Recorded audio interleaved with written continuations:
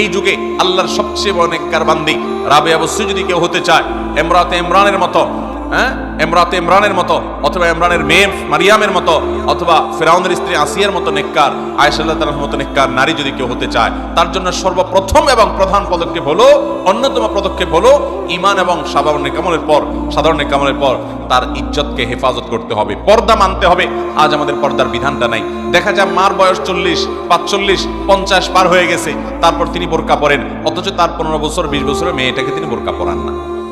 যে মেয়েকে বোরকা পরানো বেশি দরকার, সে যুবতী, তাকে দেখে মানুষের মনে জেনা এবং বাজে চিন্তা আসতে পারে, এই মেয়েকে নিয়ে বাজে কল্পনা করতে পারে।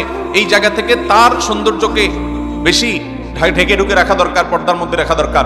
সেটা না করে মা নিজে পর্দা করেন, মেয়েকে বেপর্দার সাথে স্কুলে পাঠান, কলেজে পাঠান, বাজারে পাঠান, বাহিরে যেতে দেন, অন্য ছেলেদের সাথে কথাবার্তা বলতে দেন, আড্ডা মারতে দেন, এবং গুনাহে লিপ্ত হওয়ার ক্ষেত্রে পথ সুগম করে দেন।